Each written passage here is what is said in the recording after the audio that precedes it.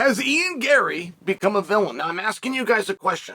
I'm asking you a question because we don't have the answer. Like, that's going to be, we're going to have one focus group to know, which is when his music hits the speakers, he walks out. Do they cheer him or do they boo him? Greater than they cheer and or boo Jeff Neal. There's going to be your answer. But this has been an interesting one for me. And I must tell you, and I told you from Jump Street, that I was going to observe this. And I was going to identify what was happening. I was going to get back to you. Because I never knew how Garry was going to handle it. And I didn't even have guesses on how he should. I could just identify and bring to you how he was handling it. And it seemed like a complete disaster. Pulling out of the fight was a disaster, regardless of the reason it appeared, right? And I remember as one of the guys that tried to defend him. I'm the one that brought two guys that Garry had pulled out of that fight, right? We're going back to December 16th. That was the Colby Covington, Leon Edwards. But I'm the one that brought that to you. And there was a story where his child was sick. It was a very tough thing.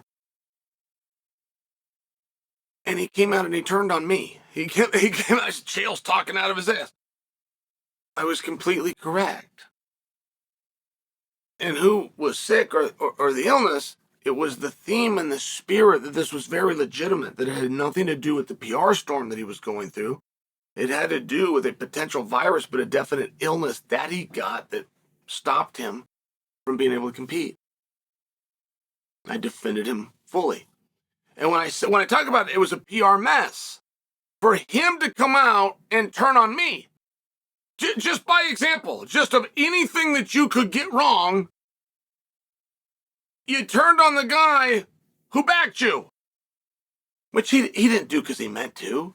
Somebody was feeding him advice. He didn't sit down and hear what I had to say, or he would have gone, oh, Chael, thank you very much. He didn't do that. Somebody told him. Much like other people were telling from this whole thing what to do, and he was following it, and they were terrible at their job. But, guys, that seems like a distant memory. Don't you agree? I couldn't possibly care less. I couldn't care less in the WAG and the book and the Amazon. I couldn't care less. I don't know if Jeff Neal will bring it up, like if that's something he's still going to face, but if he does, you know, it's not going to go anywhere. That's not something that can be revived. It's gone. He outran it. And I feel like that's a little bit of a surprise. And all storms pass, and people that are doing PR often don't realize it. Let me give you a great example, guys. This was about a year prior to Ian Garry, but we talked about it over here, and it was the Liver King. And the Liver King was one of these situations where, of course, you come back. Of course. You get this follow, I want to say at like 3 million. I checked it at one point. Maybe that was on YouTube or so. Of course you come back. So he even got back on steroids. Like, this scam was so bad that when he decided to reveal it, and it wasn't a decision like, hey, let me level with the people a little bit. I think we got the story a little bit off. I got some people trusting in me. Let me kind of straighten this out. It wasn't that. He got busted, right? It was kind of the Vince McMahon where you're caught, you've put it in writing, it's all going to come out, and you can get in front of it or you can be behind it. And I'm not teasing the Liver King. I didn't have a problem with the whole thing. I had a problem with the lying about it. But if you're taking legal and appropriate medications, I've always been confused why guys then lie. If you discover a fountain of youth, it seems like a very generous and kind thing, and possibly even appropriate, to let other people know. So I've never understood the John Cena's or the Rock, these guys, I don't know why they lie. Now, if you're taking D-ball that you're buying in a paper sack for cash in an alley outside the local Gold's Gym, it's a very different conversation. But if you're taking a growth hormone and or a testosterone, and or like Susan Summers was nice enough to come and tell the world in a book with estrogen, just for example, legal and appropriate medication, I don't know why you would lie. It seems like something you could really help other people. Sylvester Stallone, by example, all these actors turn and run, they lie. Hugh Jackman. I mean, all these guys go get juiced up. They lie.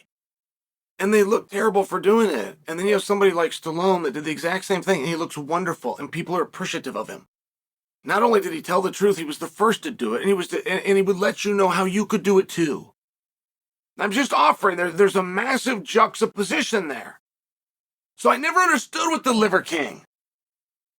I never understood why he went away. He finds out he can't do it by eating deer balls.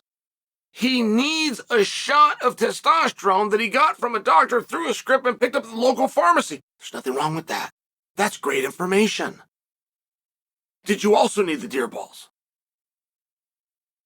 Because you removed the testosterone, you kept the deer balls, you didn't get what you wanted. Have you tried it the other way? Have you tried keeping the testosterone and no longer eating the nuts? But that would be very interesting. This would be a fascinating piece, and there would be nothing wrong with it. People could then learn and know where to go and get the supplement. Nobody knows right now where to get the testicles. None of this is meant to be funny. This is very real, and the Liver King could have worked right through it. And he got so close to this, and he was so embarrassed, and he thought that he had damaged himself so much that he just walked away. And here we are in a situation where in many ways Ian Garry's was worse. And Ian Garry's was handled worse. That was 2 months ago, and it's a distant memory.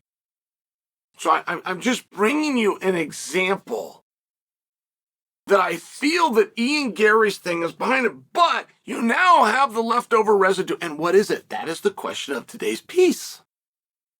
So I'm asking you, is he now a villain? Because he hasn't changed. Ian Garry's making predictions. He came out with one today. This was great. This was a great interview. It was a great hot take, but it was very on brand. It's the stuff that he's been doing before you knew who he was. He said, my opponent, Jeff Neal, is going to choose how this fight ends. He's going to quit. So when I make him quit, he will have his choice if he would like to lay there, pretend to be unconscious, like 99% of the guys that get ruled a knockout, or if he would like to pretend he was caught in a submission. Everybody's favorite submission for throwing a fight is a rear naked choke. Are you guys aware of that, by the way? I love to be the one that brings that to you. If you've been watching fighting your entire life, you haven't seen 5 people knocked out. If you watched fighting last week, you saw 5 fights ruled a knockout. If you are a submit, I just love submit, you haven't seen 5 people submitted in your whole life. They're done. So you have your choice. Do you pretend you're unconscious, or do you pretend that you've been strangled? And it's a very interesting concept, because Ian Garry brought that forward, and he said that that's what he's going to do to his opponent. He's going to let him choose. So I didn't feel it was received very well, though. I felt like that was a great take. I felt like it was a hot take, and I feel like it's very on brand for things that Ian Garry has done and said in the past, but I didn't feel it was received well. Felt like that it was viewed as arrogant as opposed to what I'm calling a hot take and appreciated. I'm just asking you if you agree with me. Are you cheering for Neal? Do you feel Neal has the upper hand here? Do you feel Neal has the upper hand in terms of your appreciation, in terms of your support, not because of something Neal has done, but because you're now against Garry? I'm asking this question because one thing that Garry doesn't know, this is a handsome guy. This is an up-and-comer. He's tall. He's got a great style, man. Ian Garry is really a very terrific fighter. He's also very terrifically marketable. Not to mention the added ingredient, he's not afraid to work hard. It's one of the pieces to the Conor McGregor story, or to the George Masvidal story, or to the Nate Diaz story that so many people miss. They weren't afraid to work hard. They weren't afraid to do a little bit more than everybody else. Now, I bring that to you because he's never been booed. He's never walked out. Those crowds have been behind him or neutral.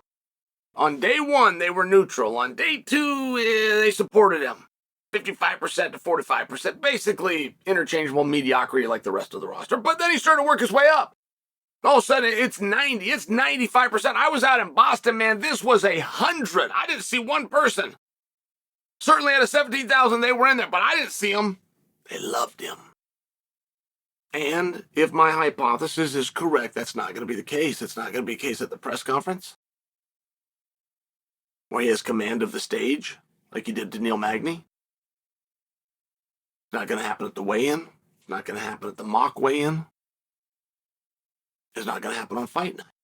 So now the question becomes, how does he respond to that? Can he handle being the villain? I don't have these answers. I told you from Jump Street, we're going to look at this, we're going to observe it. I'm going to identify it, I'm going to bring it to you. But that's where we're at in the story right now. Right now, I feel he's outran the WAG business. I feel like that. I feel like that's gone. Do you agree with me? But the residue, the residual, what's left over? And I think there's a turn. I don't think that he's aware of it.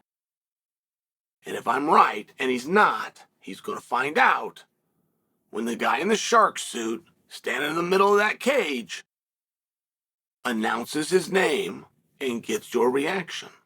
That currently is where we are at.